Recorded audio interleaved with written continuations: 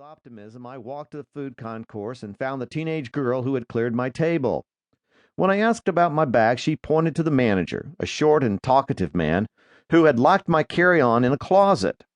As he handed me the bag, he said, "I took it to the admitting desk and suggested the agent paid you, but she refused."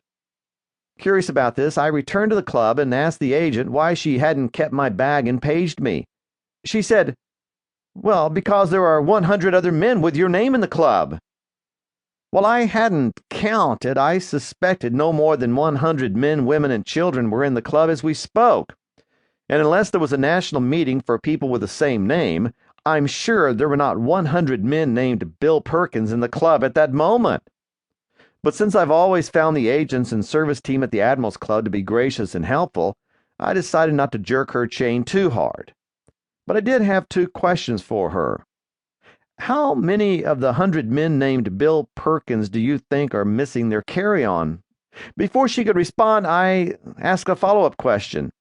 Is this an Admirals Club rule, or is this just a rule you've created yourself? When I returned home, I called the head of customer service for the Admirals Club and asked her that same question. Would you like to guess her answer? The Admirals Club has no such rule. It was an add-on rule formulated and enforced by one agent. I've got to admit that in the larger scheme of things, it was no big deal. I could have lost my bag and never retrieved it. So what?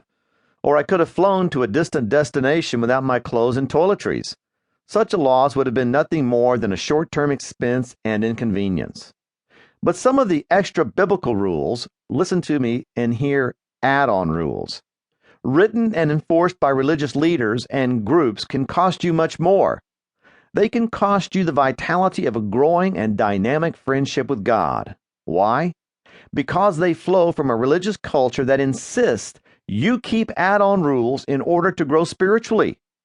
Such rules will pull you down and away from God like lead shoes on a swimmer. And that's why I wrote this book. I think it's time men recognize the difference between legitimate, God-given rules and illegitimate, man-made ones.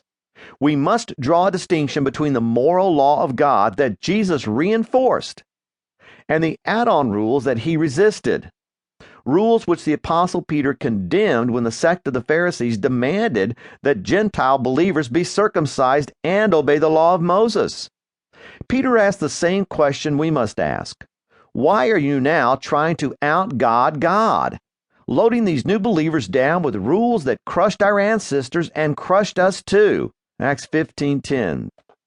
Today, as then, God's grace has liberated us from trying to win his favor by keeping a set of rules. I believe we must follow the example of Peter and Jesus and fight for the grace of God. We must dialogue with and resist those who create and enforce religious add-on rules, and we must be willing to break them. The joy of freedom. Okay, you may wonder where I dreamed up the 6 rules every man must break. Actually, I used a pseudo-scientific process. I submitted 13 rules to a group of men from a variety of backgrounds and asked them to identify the 6 most important ones. From their responses, as well as my own instincts, I selected the 6 rules found in this book.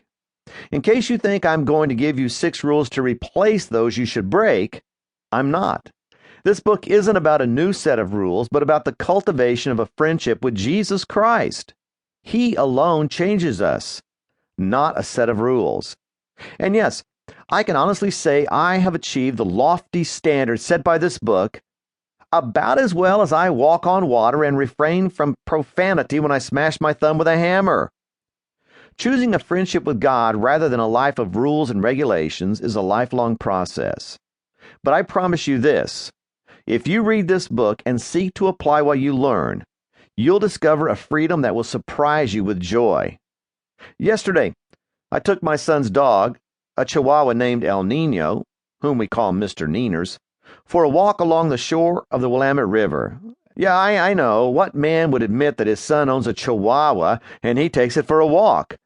Quite a contrast for a guy whose last dog was a 185-pound Great Dane named Big. I used to think a Chihuahua, which at 6 pounds weighs twice as much as the average human brain, was nothing more than an animal with the nerve.